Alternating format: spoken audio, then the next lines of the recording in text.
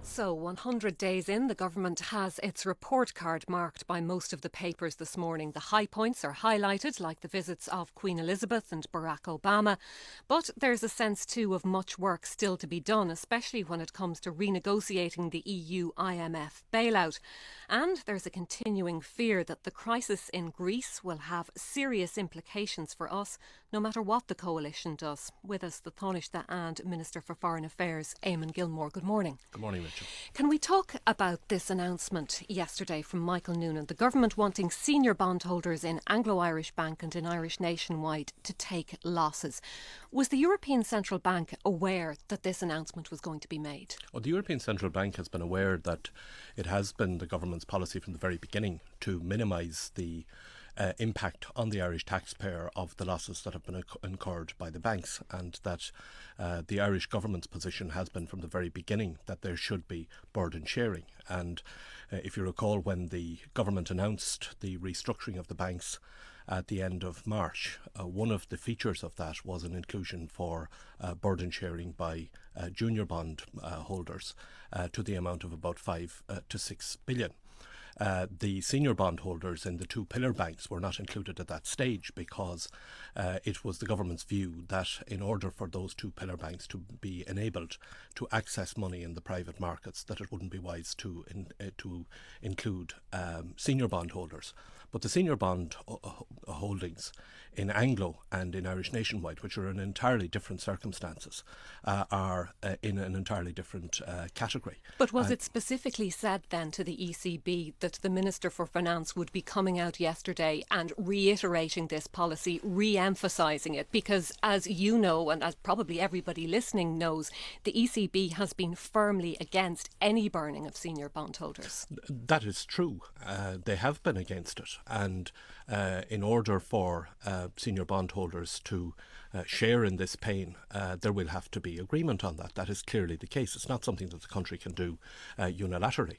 But I don't think it would have come as any great surprise to ECB or to anybody that the government has been talking to. But it wasn't specifically said to them that the Minister would be making this announcement yesterday and reiterating and re-emphasising what he wanted to do. I don't think the specific statement yesterday would have been signalled to them, because the statement yesterday was made in the context of Minister Noonan's meetings with the IMF. But the government's position that there should be burden sharing, and that in particular that the senior bond holdings in Anglo and Irish Nationwide would be something that we would be looking at, will not come as any surprise to the ESB or the ECB. We do, of course, accept and recognise that it has to be done by agreement. Can I quote to you then one senior bond trader who's quoted by the Financial Times this morning, an unnamed bond trader? Cathal also quoted him earlier, saying if the ECB wouldn't agree to it in November when Ireland's rescue package was signed, if they wouldn't agree to bondholders, senior bondholders sharing part of the burden, I don't see why they would agree now with the euro crisis worsening. Isn't that a fair point? No, it's not a fair point, because I think we're in an entirely different situation from where we were in November. The position in November was that the then Irish government was going literally cap in hand, and in circumstances where the country was very seriously isolated. We are now in a situation where, through the work that the government has done over the last 100 days, the Irish government's position and Ireland's position is greatly improved. We are no longer the isolated country that we were when this government took office.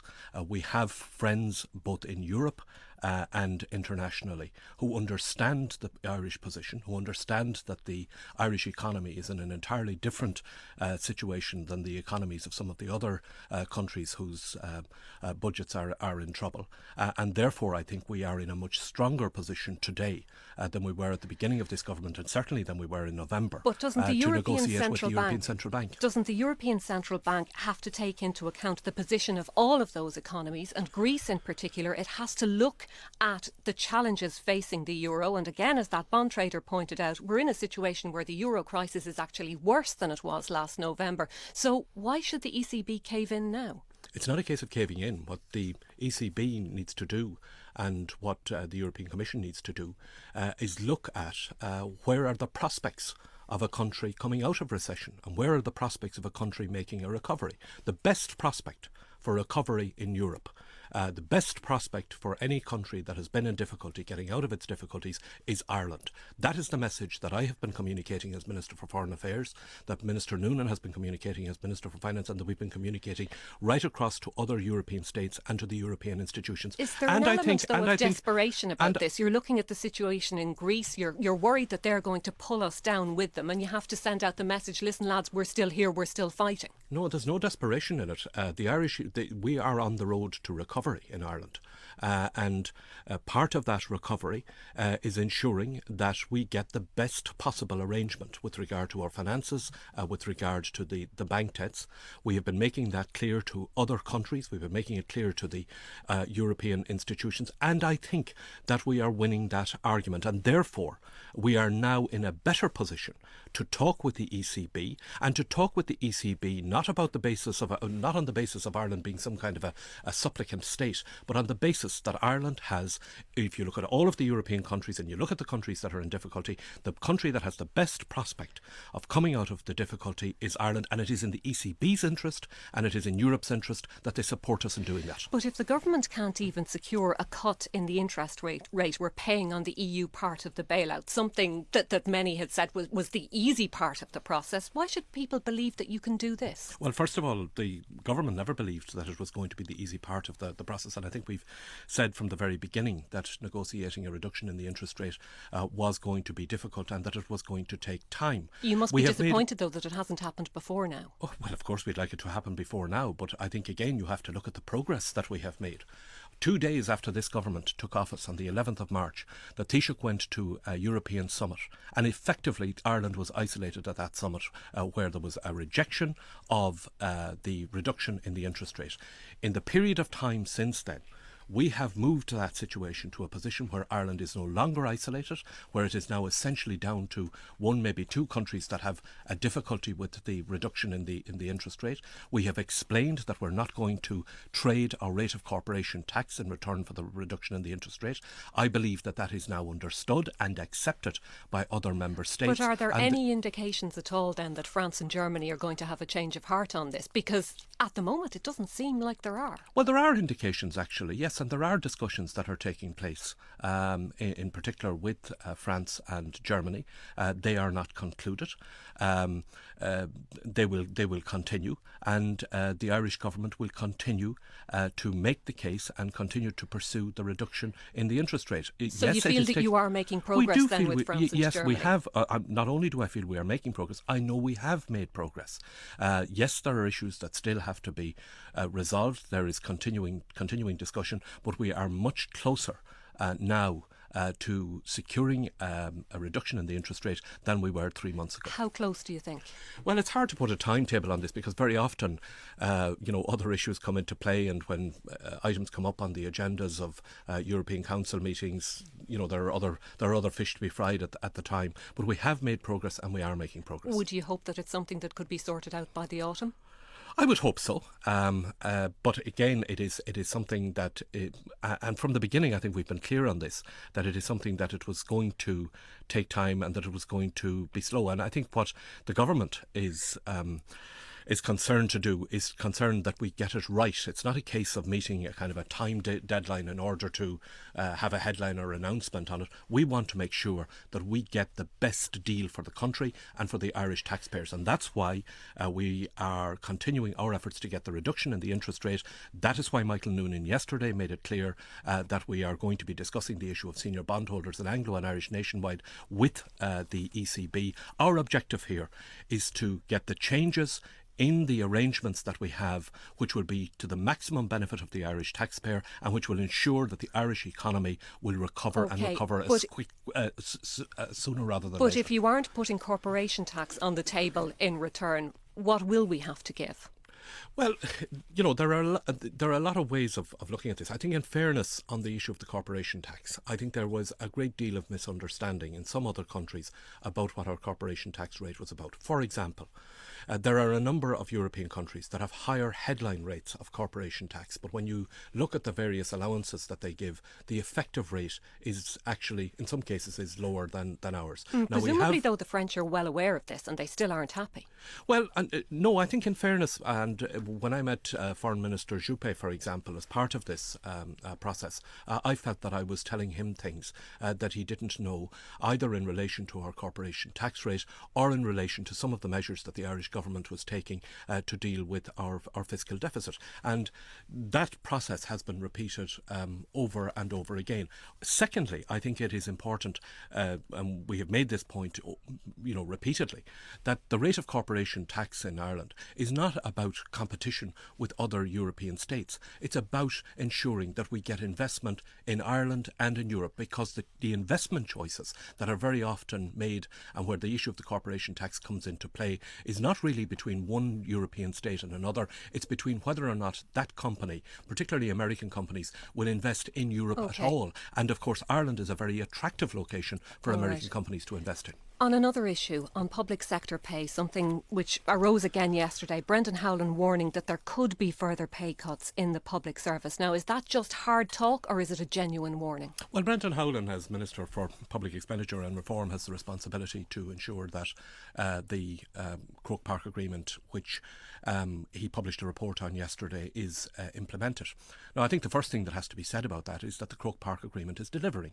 And the report published yesterday showed that it has delivered €600 million in savings, half of which is on payroll. Clearly, though, looking at the reaction this morning, there are an awful lot of people out there who feel that it should be delivering more. Yes, and the government feels it should be delivering more, and it's intended to deliver more. And that is why when Brendan Howlin meets with the trade unions representing the public service, that he will be talking about that. And that is why the comprehensive spending review that the government has undertaken, working right across each department, will have implications which will have to be dealt with through the implementation body for the Croke Park So Agreement. there is a genuine chance then that there could be further public sector pay cuts? Well, the Croke Park Agreement itself provides that there will be no further reductions in pay to 2014, provided that the reforms that are provided for within the Croke Park Agreement are met and achieved. And that remains the government objective. The government's intention is to honour the Croke Park Agreement,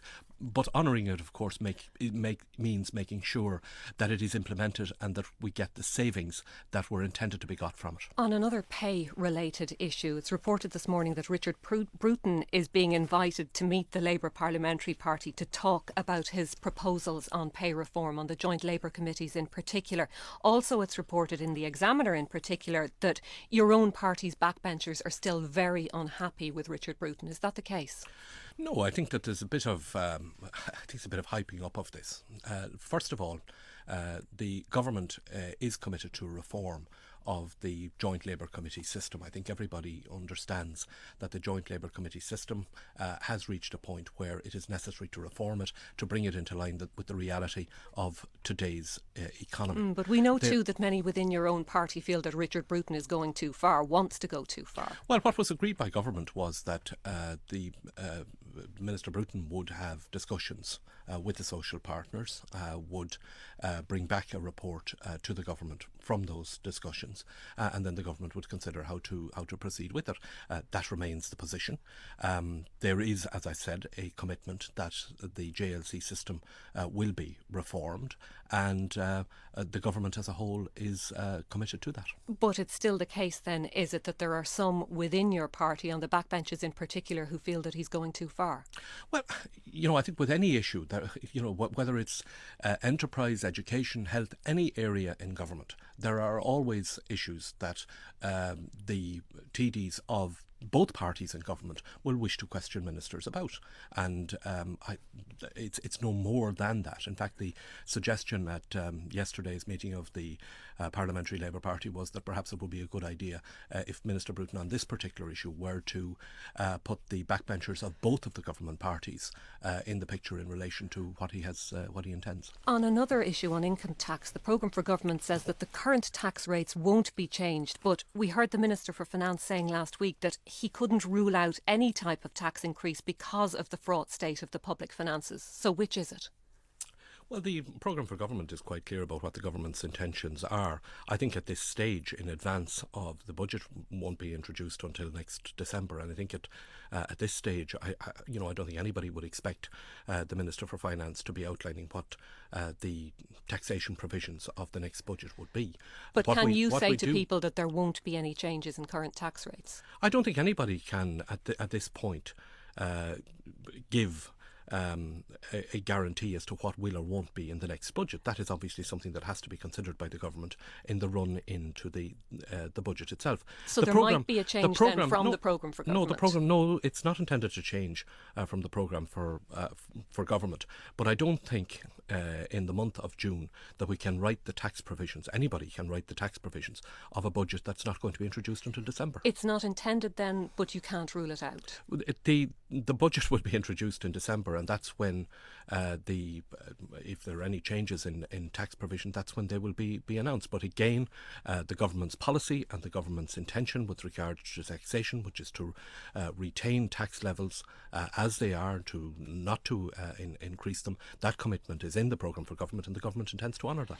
You've had 100 days in office. Looking ahead to the next 100 days, what do you think the big challenge is going to be? How worried are you about Greece in particular? Well, first of all, I don't think we're going to be doing this as a kind of 100 days by 100 days. I think the first thing that has to be said about the first 100 days, and I heard Micheál Martin's earlier interview, is that unlike the governments he served in, this government got down to work on day one.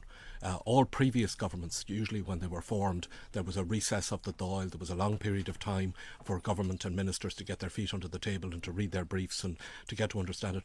This government got down to work on day one, and we have a very creditable record in that first 100 days. What we are now setting out to do to continue to do is to bring about recovery for the Irish economy over the lifetime of this government.